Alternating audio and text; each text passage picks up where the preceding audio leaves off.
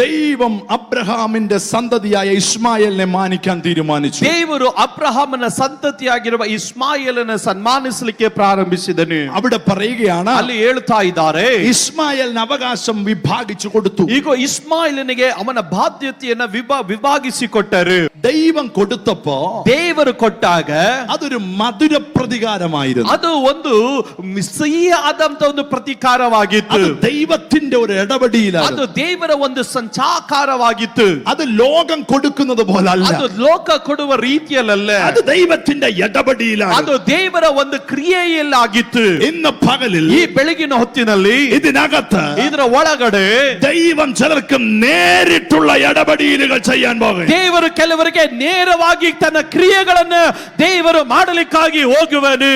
ദൈവം അവന് സ്ഥലം വിഭാഗിച്ചു കൊടുത്തു. ದೇವರು ಅವನಿಗೆ ಸ್ಥಳವನ್ನು ವಿಭಾಗಿಸಿಕೊಟ್ಟನು. ഹവീല തുടങ്ങി ಹವೀಲದಿಂದ അശൂരിലേക്ക് പോകുന്ന വഴിയിൽ, ಅಶೂರಿಗೆ ಹೋಗುವ ದಾರಿಯಲ್ಲಿರುವ മിസ്രൈമിന് കിഴക്കുള്ള ശൂർ വരെ അവർക്ക് കൊടുത്തു. ಈಗ ಐಗುಪ್ತ ದೇಶದಲ್ಲಿರುವಂತ ಮೂಡಲಲ್ಲಿರುವಂತ ಶೂರಿನವರೆಗೂ ದೇವರು ಅವರಿಗೆ ಕೊಟ್ಟನು.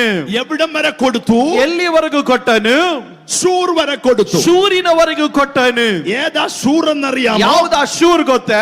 ചില വർഷങ്ങൾക്ക് ಕೆಲ മുമ്പ് ವರ್ಷಗಳ ಹಿಂದೆ വീട്ടിൽ നിന്ന് ഇറങ്ങിപ്പോയ ഹാഗാർ ಮನೆಯಿಂದ ಆಚೆ ಓಡಿ ಹೋದ ಹಾಗಾರಳು മരിക്കാൻ വേണ്ടി ഇരുന്ന സ്ഥലമാണ് ശൂർ. ಈಗ ಸಾಯುವುದಕ್ಕಾಗಿ ಆಕೆ ನಿಂತಂತ ಒಂದು ಸ್ಥಳವಾಗಿದೆ ಶೂರ್. ആ സ്ഥലം അവളുടെ കണ്ണുനീര് വീണ ಆ സ്ഥലമാണ്. ಶೂರ್ ಎನ್ನುವ ಸ್ಥಳ ಆಕೆ ಕಣ್ಣೀರು ಬಿದ್ದಂತ ಸ್ಥಳ. ആ സ്ഥലം അവളുടെ തകർച്ച കണ്ട ಆ സ്ഥലമാണ്. ಸ್ಥಳ ಆಕೆ ಬಿದ್ದು ಹೋದ ಅನುಭವವನ್ನು ಕಂಡಂತ ಸ್ಥಳ. എന്നാൽ തലമുറകൾക്ക് ദൈവം കൊടുത്തപ്പോൾ, ಆದ್ರೆ ತಲೆಮಾರಿಗೆ ದೇವರು ಅದನ್ನು ಹಿಂತಿರುಗಿ ಕೊಟ್ಟಾಗ അമ്മയുടെ കണ്ണുനീര് വീണ സ്ഥലം എഴുതി കൊടുത്തു. ಈಗ ತಾಯಿಯ ಕಣ್ಣೀರು ಬಿದ್ದಂತ ಸ್ಥಳವನ್ನ ಮಗನಿಗೆ ದೇವರು ಬರೆದು ಕೊಟ್ಟನು.